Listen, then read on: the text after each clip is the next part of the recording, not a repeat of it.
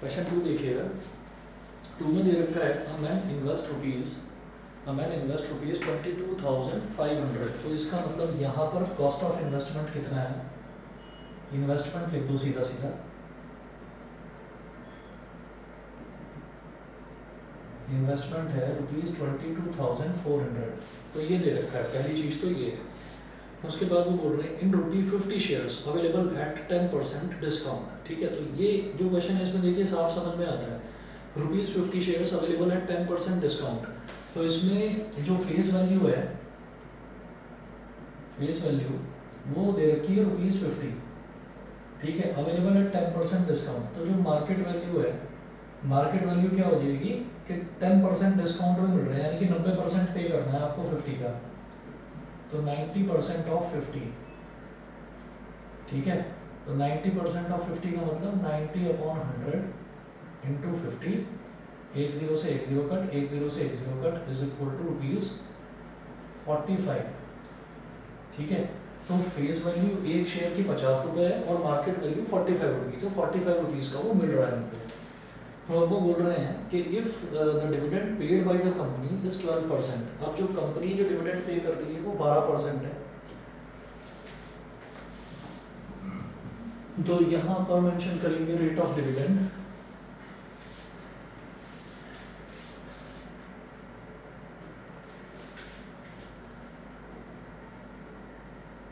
इधर मेंशन कीजिए rate of dividend.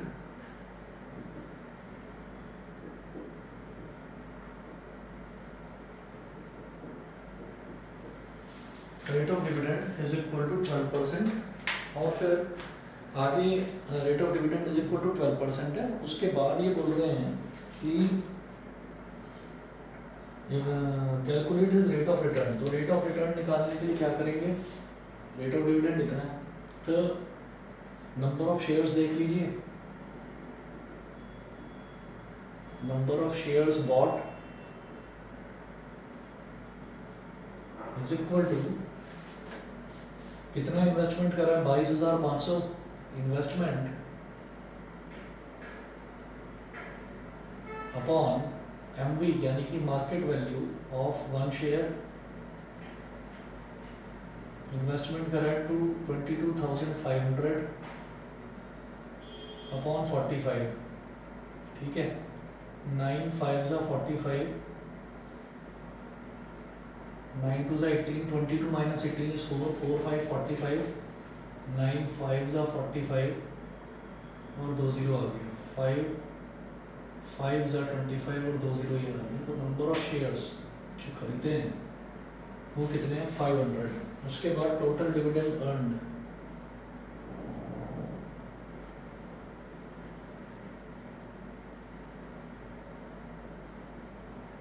Total dividend earned ये कितना हो जाएगा, number of shares into dividend rate, number of shares into dividend rate यानी कि rate of dividend is equal into face value of one share, FV of one share. Number of shares कितने अभी अभी निकाले हमने, 500। Dividend rate, rate of dividend दे रखा है 12%, तो 12/100। Face value of one share is ₹50। 2 0 से 2 0 कट गया, 12 5 ज़ा 60, 60 इंटू 50, 6 5 ज़ा 30, 30 के आगे 2 0 लगाया, तो इतना उसने डिविडेंड अर्न कर लिया, ₹3,000 का उसने डिविडेंड अर्न कर लिया। अब वो रेट ऑफ रिटर्न पूछा है, तो रेट ऑफ रिटर्न कैसे निकाला जाएगा,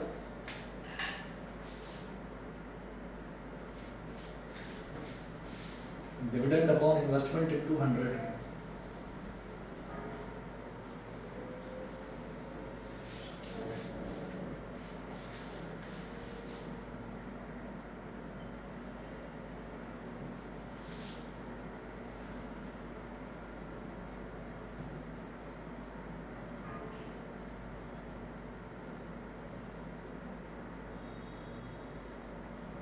dividend upon investment into 100।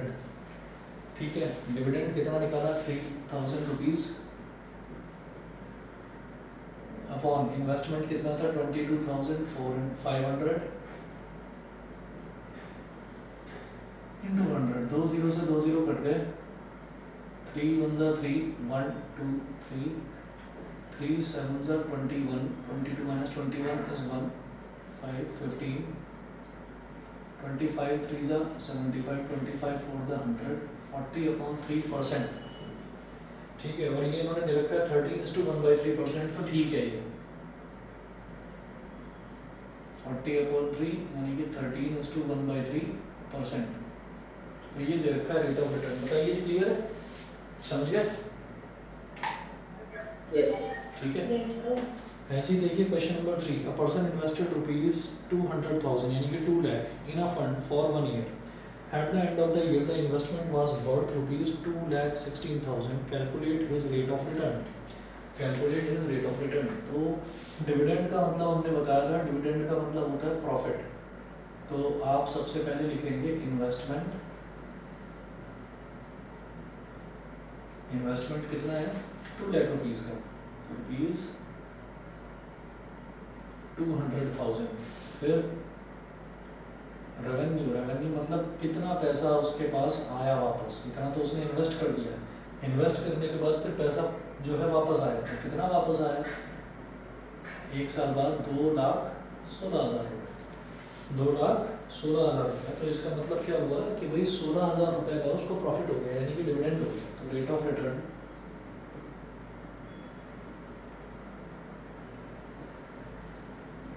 Is equal to dividend upon investment into 100। Dividend कैसे निकलेगा 2,16,000 minus 2 lakh upon 2 lakh into 100। 2,16,000 minus 2 lakh कितना हो गया 16,000 अपॉन 200,000। 3 0 से 3 0 कट गए, 2 0 से 2 0 कट गए, 2 8 जा 16। तो रेट ऑफ रिटर्न हो गया 8%। इसके बाद क्वेश्चन नंबर 4 देखना। Salman invest a sum of money in rupees 50 shares.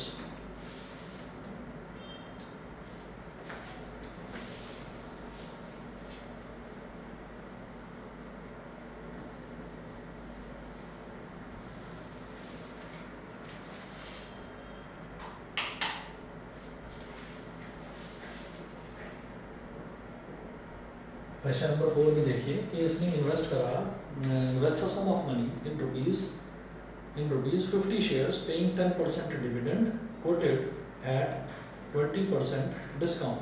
ठीक है, कोटेड एट 20% डिस्काउंट। तो उसने 50 रुपए के शेयर में एक सम ऑफ अमाउंट इन्वेस्ट करा 50 रुपए के शेयर में, यानी कि फेस वैल्यू दे रखी है ₹50। Face value of one share is ₹50, paying 10% dividend. तो रेट ऑफ डिविडेंड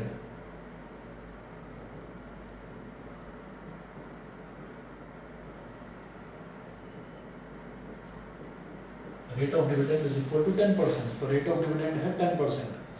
फिर वो बोल रहे हैं कि कोटेड एट 20% डिस्काउंट। ठीक है, कोटेड एट 20% डिस्काउंट का मतलब क्या है कि जो मार्केट वैल्यू है वो क्या हो जाएगी, मार्केट वैल्यू बट 20% डिस्काउंट पर मिल रहा है, यानी कि 80% तो पे करना पड़ रहा है ना। तो 80% ऑफ फेस वैल्यू यानी कि 50, 80/100 इंटू 50, 1 0 1 0 2 0। तो एक शेयर का मार्केट वैल्यू कितना हो गया 40 रुपीज का। अब बोल रहे हैं if his annual dividend is ₹600, calculate his rate of return from the investment. Calculate his rate of return from the investment. तो डिविडेंड अर्न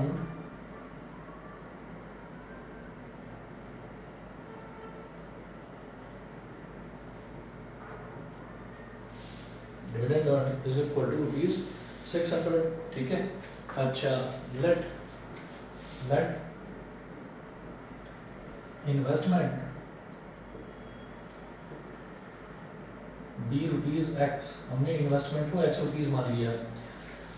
अब उसके बाद हमें नंबर ऑफ शेयर्स निकालना है, तो नंबर ऑफ शेयर्स कैसे निकालेंगे? नंबर ऑफ शेयर्स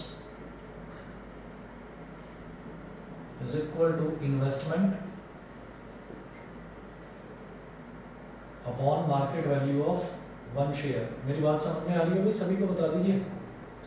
यहाँ पर हमें कितना उसने इन्वेस्ट करा है, उन्होंने बस ये बोला है कि he invested a sum of money. अब कितना इन्वेस्ट करा है वो दे नहीं रखा है, तो वो जो कितना करा है उसको हमने एक्स मान लिया। समझ रहे हैं यहाँ तक?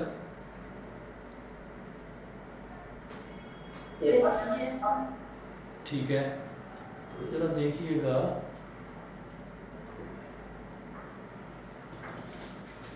Investment upon market value of one share. अब इन्वेस्टमेंट कितना किया है? एक्स रुपीज़ का। मार्केट वैल्यू एक शेयर पे कितना है? 40। तो नंबर ऑफ शेयर्स उसके पास हो गए एक्स अपॉन 40। फिर उसके बाद हम ये कहेंगे कि उसने टोटल डिविडेंड कितना अर्न किया, तो total dividend earn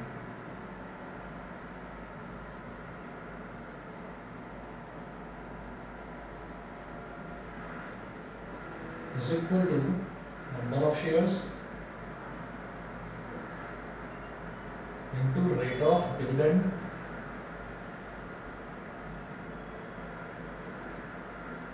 number of shares into rate of dividend into face value of one share, face value of one share।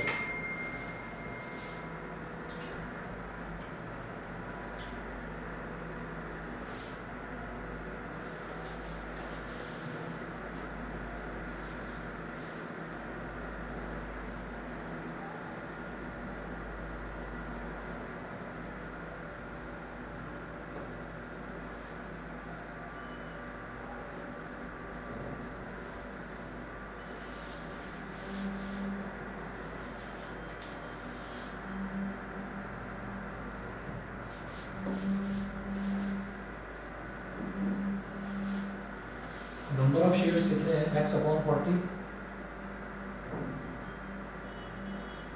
X upon 40। Rate of dividend कितना दे रखा है? रेट ऑफ डिविडेंड दे रखा है 10%, यानी कि 10 upon 100 into face value of one share. एक share की फेस वैल्यू कितनी है?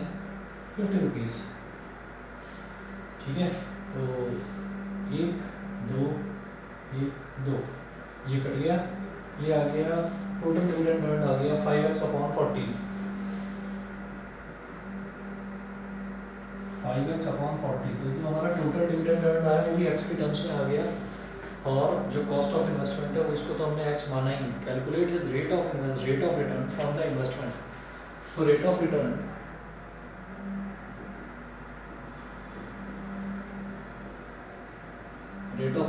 Is equal to dividend upon investment,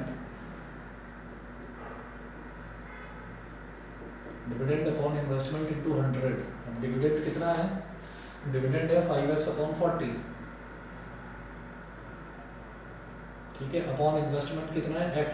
तो x को लिखो x अपॉन 1। तो ऊपर भी रैशनल फ्रैक्शन, नीचे भी रैशनल फ्रैक्शन, मल्टीप्लाइड बाई 100। जब ऐसे होता है कि ऊपर भी रैशनल नीचे भी रैशनल, तो सबसे ऊपर वाला टर्म सबसे नीचे वाले से मल्टीप्लाई होकर न्यूमरेटर में आ जाता है।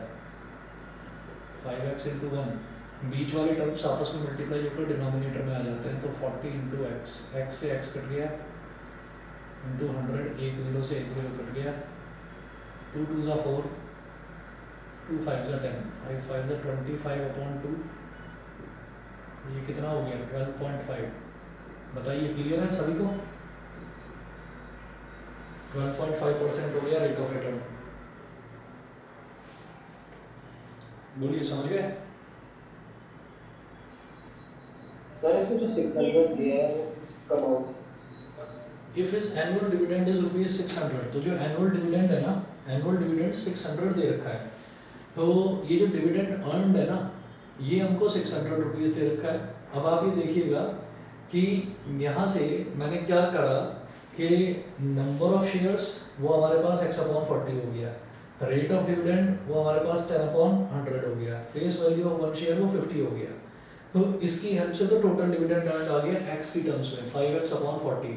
ठीक, और जो ये डिविडेंड अर्न दे रखा है ना 600 रुपये, इसकी हमको ज़रूरत पड़ी ही नहीं इस क्वेश्चन में। समझ गए? ओके, ठीक है, इसकी ज़रूरत नहीं पड़ी, क्योंकि पता है इसकी ज़रूरत हमको तब पड़ती है जैसे इन्होंने बोला डिविडेंड अर्न जो है वो 600 रुपये है। अगर मैं उसकी हेल्प से, डिविडेंड अर्न हमने इतना करा है, उसकी हेल्प से अगर मैं यहाँ पर पहले इन्वेस्टमेंट निकाल लेता कि इन्वेस्टमेंट कितनी है, मैं एक्स की वैल्यू निकाल लेता, तो वो इन्होंने दे ही नहीं रखा है, तो छोड़ो, उसकी ज़रूरत ही नहीं है इनको, ठीक है ना। इन्वेस्टमेंट पूछा होता तब मैं पहले एक्स की वैल्यू निकालता। ओके। ठीक है। अच्छा,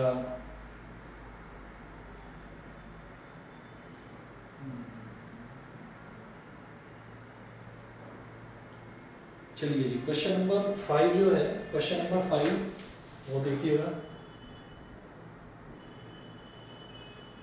क्वेश्चन नंबर 5 से क्वेश्चन नंबर 1 समझ में आ जाएगा। मेरे को अभी क्लियर हो गया कि ये क्वेश्चन नंबर 5 जो है ये क्या बताना चाह रहे हैं। जैसे हमको यहाँ पर क्वेश्चन नंबर 4 पे हमको जो एक शेयर था वो 20% डिस्काउंट पर मिला था। अब वो क्या बोल रहे हैं, हमें invest the sum of money in rupees 100 shares, ठीक है, इन रुपीज़ 100 शेयर्स। तो यहाँ पर फेस वैल्यू दे रखी है 100 रुपीज़, ठीक है। अच्छा, उसके बाद वो बोल रहे हैं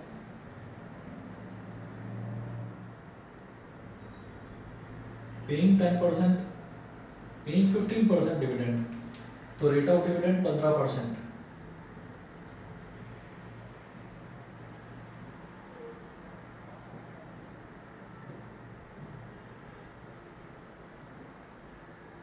तो क्वेश्चन नंबर 1 का भी अभी बताऊंगा। देखो इसमें क्या है कि बोल रहा है rate of dividend 15%, quoted at 20% premium. Quoted at 20% premium का मतलब क्या है कि वो जो है ना एक्चुअल में उसकी फेस वैल्यू तो 100 रुपये है, लेकिन 20% प्रीमियम पर मिल रहा है, यानी कि वो डिस्काउंट की बजाय और एक्स्ट्रा पैसा देना पड़ रहा है। मार्केट वैल्यू ज़्यादा है उसकी, फेस वैल्यू से भी ज़्यादा है। तो आप ये देखिए मार्केट वैल्यू क्या हो गई, अवेलेबल एट 20% प्रीमियम। तो जब डिस्काउंट होता है तो 100 में से उसको डिस्काउंट को सब्ट्रैक्ट कर देते हैं। जैसे कि 100 में से 20 को सब्ट्रैक्ट करके 80% निकाला। जब प्रीमियम है तो उसमें 100 में उसको ऐड कर देते हैं, तो 20% प्रीमियम का मतलब हो गया 120% ऑफ फेस वैल्यू।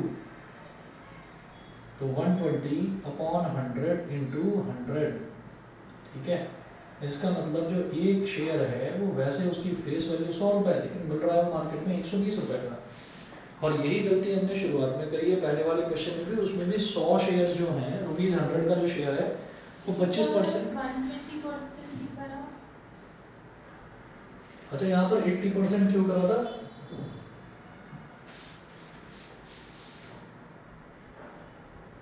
बताओ बताओ। ध्यान नहीं दिया, बट ये 120 वाला मैं बता रहा हूँ। जब हमको क्वेश्चन में ये दे रखा है कि जो शेयर है, शेयर का प्राइस 50 रुपये है, ठीक है, और वो हमको 20% डिस्काउंट उन्होंने कोट करा है, यानी कि 20% डिस्काउंट पर मिल रहा है। इसका मतलब मुझे पूरा 100% नहीं देना पैसा, मुझे 80% देना है।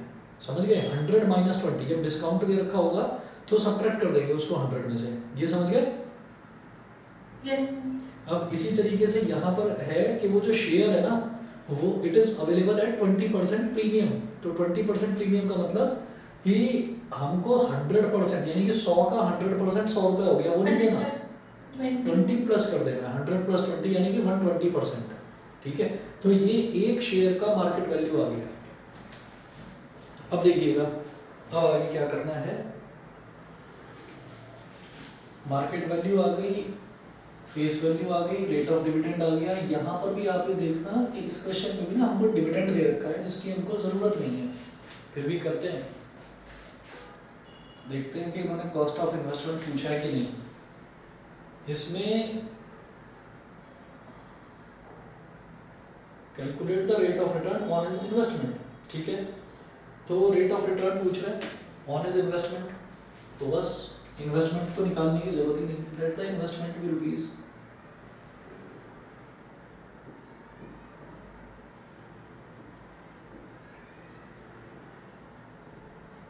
बी रुपीज़ एक्स, इन्वेस्टमेंट को हमने मान लिया एक्स रुपीज़ है, एक्स रुपीज़ का इन्वेस्टमेंट है। और इसके बाद में फिर हम निकालेंगे number of shares.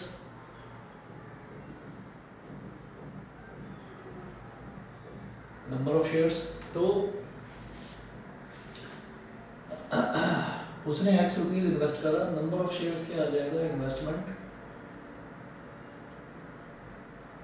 Upon market value of one share, मतलब एक शेयर के लिए आपने कितना पैसा दिया, टोटल इन्वेस्टमेंट को आप एक शेयर की जो मार्केट वैल्यू है उससे डिवाइड कर दीजिए। और इन्वेस्टमेंट आपका एक्स था, market value of one share is 120 rupees, तो एक्स अपॉन 120 ये आपके टोटल नंबर ऑफ शेयर्स हो गए। उसके बाद dividend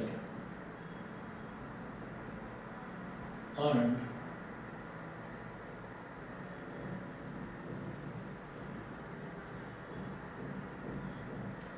dividend earned is equal to number of shares into dividend rate into face value of one share, ठीक है, face value. तो नंबर ऑफ शेयर्स कितने हैं, x अपॉन 120, डिविडेंड रेट कितना है 15%, तो 15 अपॉन 100, और face value of one share कितना है 100 रुपीज़। 2 0 से 2 0 कट गए, 15 1 जा 15, 15 8 जा 120, ये हो गया x अपॉन 8। तो rate of return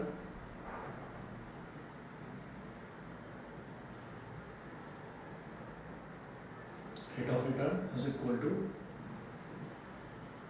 dividend upon investment into 100। Dividend कितना है x अपॉन 8, अपॉन इन्वेस्टमेंट कितना है x मतलब x अपॉन 1, सबसे ऊपर वाला सबसे नीचे वाले से मल्टीप्लाई हो जाए इंटू 100, और बीच वाला आपस में बीच वाले मल्टीप्लाई होकर डिवाइड डिनोमिनेटर में चले जाएंगे। आगे कर रहा हूँ उस तरफ,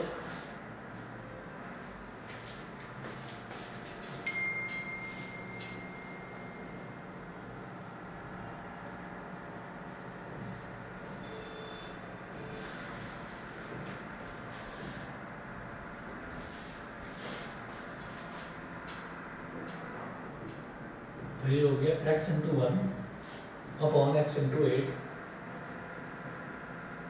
इंटू 100, x से x कट गया 12.5 12.5%। बताइए जी, समझ में आ गया? Yes sir. Yes sir. ठीक है, चलिए जी, इतना करने के बाद में फिर आगे के क्वेश्चन छोड़ दूं, क्या करोगे, अपने आप ट्राई करोगे? Yes sir. ठीक है, इसके बाद आप ये देखें, अगला टॉपिक आप लिखेंगे nominal rate of return. Nominal rate of return, थोड़ा सा टर्म्स समझ लीजिए बस। एक तो नॉमिनल रेट ऑफ रिटर्न देखेंगे और एक देखेंगे इफेक्टिव रेट ऑफ रिटर्न। तो केवल आप ये समझिए कि टर्म्स का अंतर है, बाकी उसके अलावा कोई खास ऐसा अंतर रहेगा नहीं। Nominal rate of return, nominal rate of return क्या है, जो अब तक जो हम रेट ऑफ रिटर्न देख रहे थे, ये rate of return he nominal rate of return कहलाता है। तो लिखिएगा कि nominal rate of return is the total amount of money earned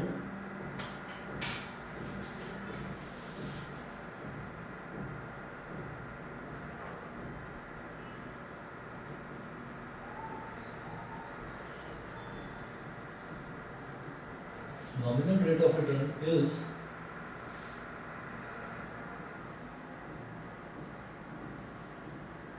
the total amount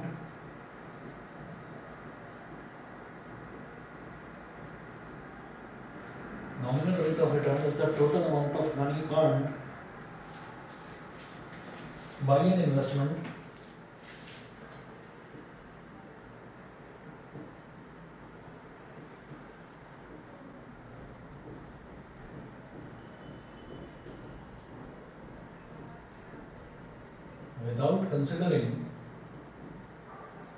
without considering various expenses such as taxes, legal fees, inflation, etc. Various expenses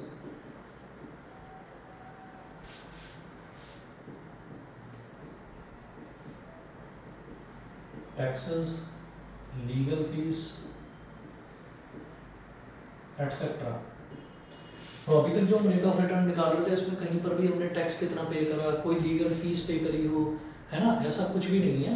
इसमें सिर्फ nominal rate of return हमने निकाला है। फिर अगला देखेंगे effective rate of return. Effective rate of return अगला topic.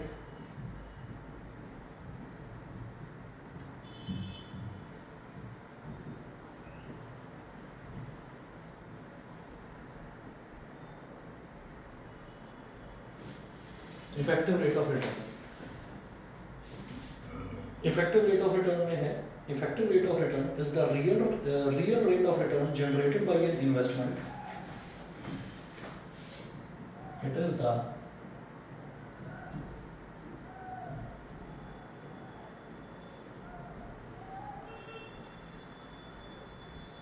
real rate of return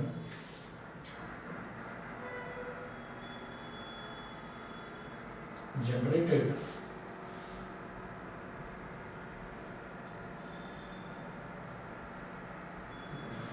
it is the real rate of return generated by an investment. It is the real rate of return generated by an investment when all factors affecting returns are considered.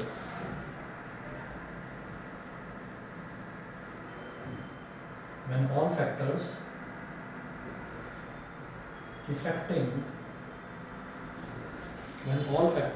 affecting returns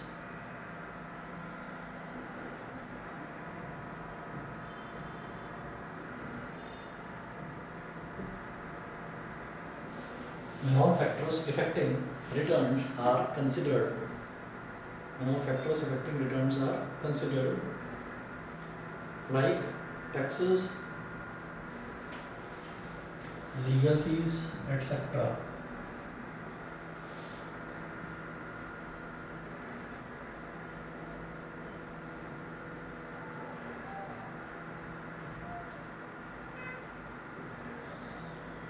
Like taxes, legal fees, etc. ये हो गया। इसके बाद effective rate को calculate करने का एक formula होता है।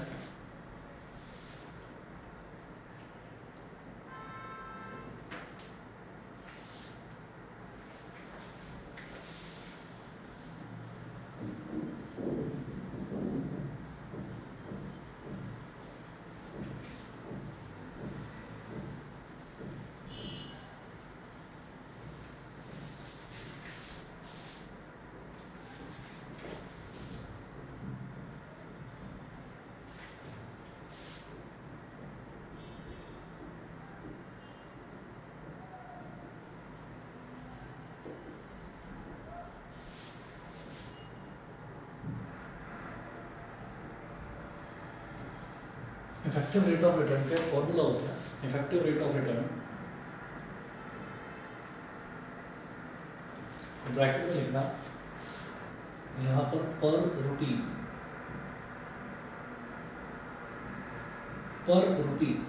अब ये पर रुपी का मतलब क्या है? पर रुपी का मतलब ये है कि जैसे मान लीजिए 10% का रिटर्न था, ठीक है, और हमने 100 रुपये लगा दिए, समझ रहे हैं, 100 रुपये हमने लगा दिए, 10% का रिटर्न था एक साल में। तो मैंने कहा कि मुझे जो अमाउंट फाइनली मिला वो 110 रुपये मिल गया, ठीक है। तो 100 रुपये पर मुझे 10 रुपये मिल रहे हैं, ठीक है। तो 100 रुपीज़ पर मुझे कितना पैसा मिल रहा है? 10 रुपये मिल रहे हैं रिटर्न के तौर पर। तो 1 रुपये पर कितना मिल गया? 10/100, 1 0 से 1 0 कट गया, 1/10 मतलब 10 पैसे, समझ गए? 1/10। तो आप इसको या तो 10 पैसे बोल दो, बल्कि आप एक काम करिए, इसको आप कहिए 10 पैसे बोल दीजिए, या फिर 0.1, हमने क्या करा, हमने 10/100 कर दिया, 10/100 कर दिया। रुपी को अगर 100 से डिवाइड कर देते हैं तो पैसे में कन्वर्ट हो जाता है। तो 10 पैसे बोल दो या 0.1 रुपी बोल दीजिए, ठीक है। तो इफेक्टिव रेट ऑफ रिटर्न पर रुपी, इसका फॉर्मूला होता है 1 plus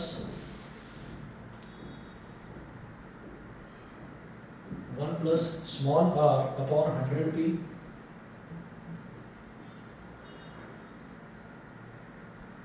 small r upon 100p की होल पावर p माइनस 1।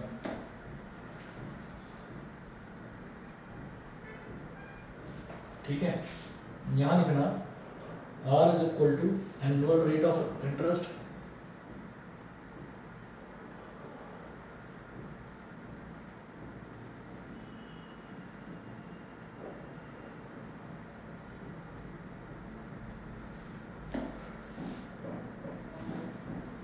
और p पे लिखिएगा नंबर ऑफ कंपाउंडिंग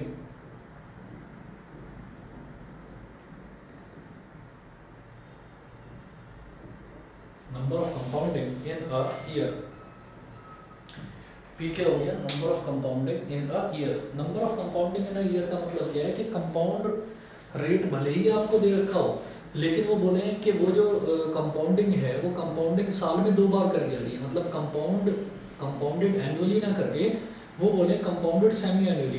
तो इसका मतलब क्या है कि जो कंपाउंडिंग है वो साल में 2 बार करी जा रही है। अगर वो बोलेंगे कंपाउंडिंग क्वार्टरली, तो इसका मतलब कंपाउंडिंग साल में 4 क्वार्टर होते हैं ना, 4 बार करी जा रही है। तो p की जगह 4 ले लेंगे, तो यहाँ पावर में भी 4 आ जाएगा और इधर 100 से नीचे 4 मल्टीप्लाई हो जाएगा। तो एक तो ये है इफेक्टिव रेट ऑफ रिटर्न निकालने का तरीका।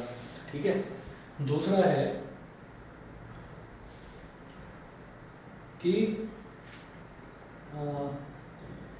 If interest is compounded continuously. Continuously का मतलब कि कितने ईयर तक है वो आपको दे ही नहीं रखा है, आपको बस ये बताना है कि भाई हर साल आपने इन्वेस्टमेंट कर दिया और अपनी लाइफ टाइम के लिए आपने इन्वेस्टमेंट कर दिया, अब आपको हर साल कुछ ना कुछ रिटर्न मिलता रहेगा। तो वो इफेक्टिवली कितना आपको रिटर्न मिलेगा ये लिखिएगा, if the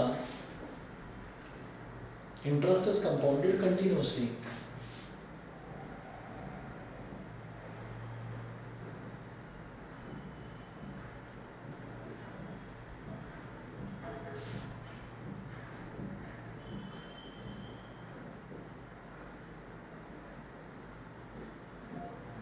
if the interest is compounded continuously, then effective rate of return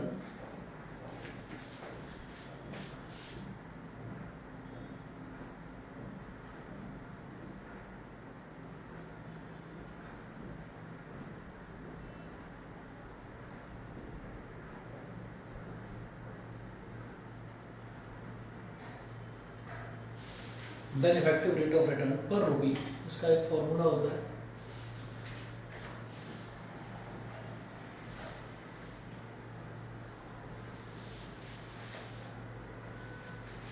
is equal to small e की power r upon 100 minus 1, small e की पावर r upon 100 minus 1, या फिर e की power small i minus 1, where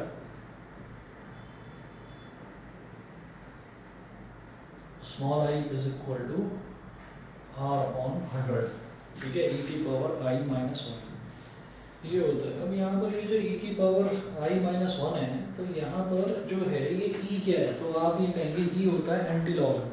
और anti log ज़्यादातर question में इसकी value दे रखी होगी, अगर नहीं दे रखी होगी तो लॉग एंटी लॉग निकालना आता है, बताइए या नहीं? और 11th में करा था ये मुश्किल से। ठीक है, बताइए अभी हर्षित, एंटी लॉग लॉग ये निकालना आता है? नहीं। ठीक है, मैं बता रहा हूँ। ज़्यादातर क्वेश्चन में जो है वो तो दे रखी होगी e की पावर वाली वैल्यू, और नहीं दे रखी होगी तो कैसे करना है मैं बताता हूँ आपको। एग्जाम्पल नंबर 1 देखिए, find the effective rate which is equivalent to a stated rate of 6% compounded semi annually. 6% compounded semi annually ये बताया है। तो इफेक्टिव रेट ऑफ रिटर्न के लिए प्रिंसिपल, टाइम ड्यूरेशन, इसकी सबकी उतनी जरूरत नहीं होती। आप ये देखिएगा एग्जांपल नंबर 1 में, हर्षित मंडे को कौन सा एग्जाम है? अकाउंट्स का। अकाउंट्स का है, तो कल तो उसकी प्रिपरेशन करनी होगी फिर। यस। ठीक है, सुबह लेकिन ले सकता हूँ मैं एक क्लास, बताओ। डेली। सुबह 1 घंटे की क्लास ले लूँगा कल भी। पहले तो ये देखिएगा कि यहाँ पर इन्होंने बोला कि R is equal to 6%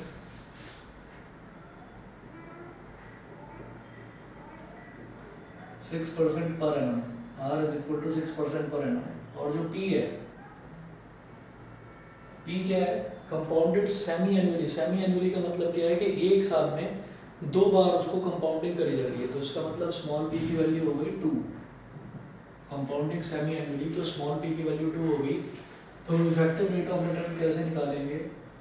effective rate of return therefore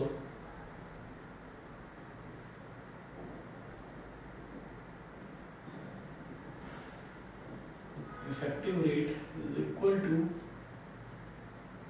1 plus 6 upon 100 into 2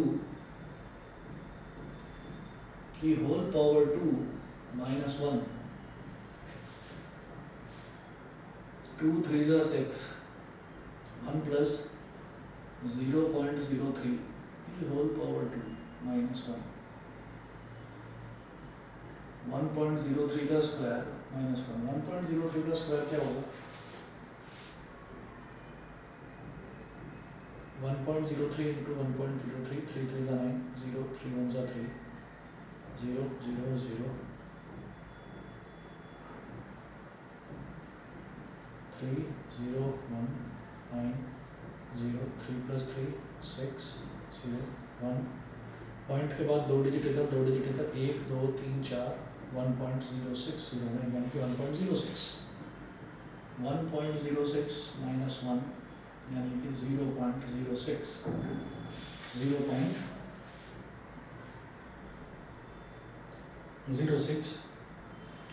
0.06 बल्कि पूरा लिखो, 1.0609 है ना, पूरा कंप्लीट ही लिखो, माइनस 1 0.0609।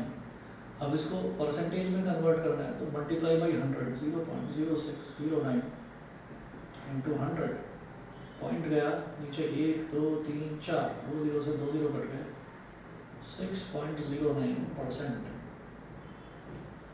ये हो गया। बताइए जी, समझ में आ गया? Yes sir. ठीक है, चलिए जी। इसके बाद जो है,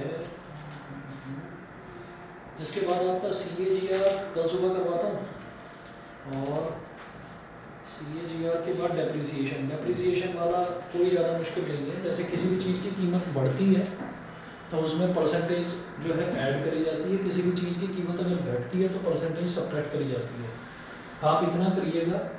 इसके बाद जो है CAGR वाला मैं कल लूँगा, और कल ना मोस्ट प्रोबेबली सुबह ही लूँगा आपकी क्लास 10 या 11 बजे, ठीक है? तो प्रिपेयर रहना उसके लिए। और मेरी करंट वैल्यू 2 है क्लास, तो आप उससे पहले ही ले लेना। हाँ, उससे पहले ले लूँगा, ठीक है? तुम्हारी शिवांशी और हर्षित, तुम्हारी तो और कोई क्लास नहीं है ना कल? नहीं सर। ठीक है।